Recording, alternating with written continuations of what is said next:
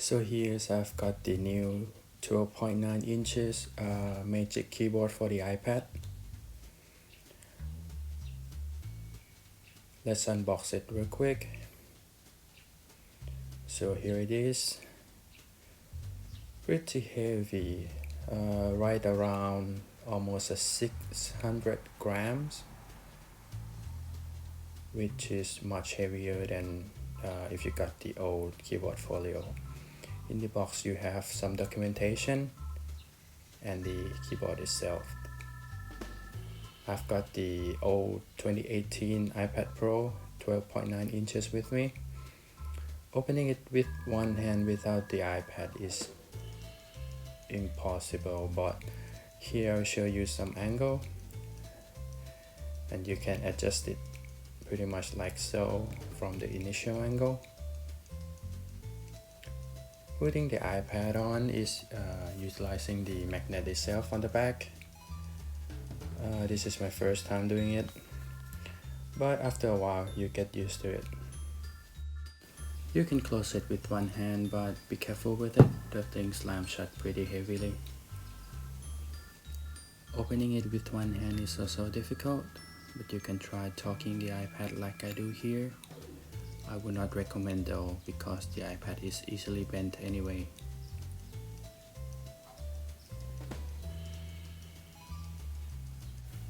And with some practice you can pop the iPad on and off with one hand like I do here. The keyboard is pretty balanced, so it would work.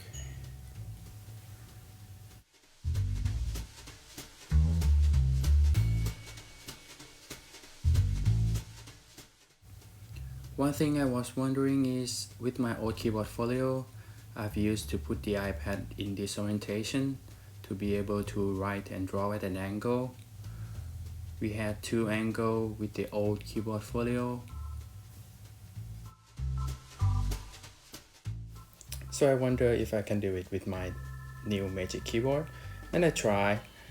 The hinge friction is, I would say, usable. Using it like this to draw. Here, let me try writing it. You can see that the keyboard might move a little if you put too much pressure on it, and when you adjust it, the iPad might detach like I did there.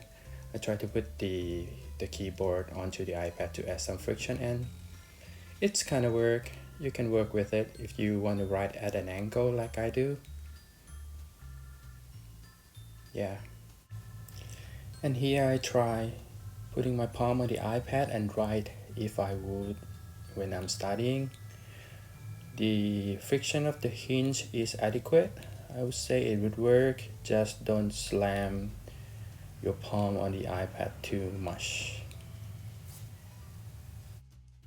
For the comparison, the new Magic keyboard has much bigger keys and much better key responses. In terms of typing experience, I would say it's a big improvement from the old one.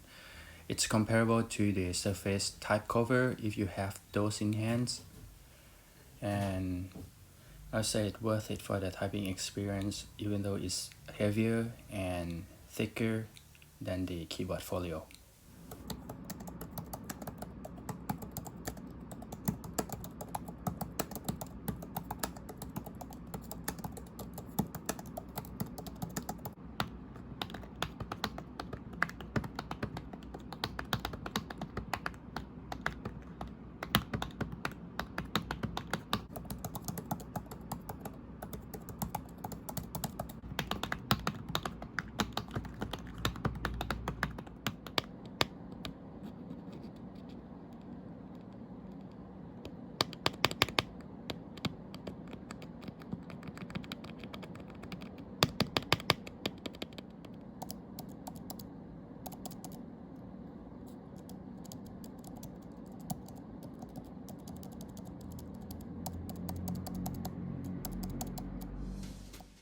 For the trackpad, I would say it's big and wide enough to use with the iPad OS gesture with either 3 or 4 fingers, and it can be clicked anywhere. The click feels nice, and overall the response, I would say, is a good trackpad.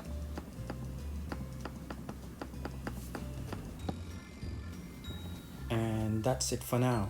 Thank you for watching. You can leave some questions and I will try to answer them if I can. Most importantly, stay safe, stay healthy. I'm out.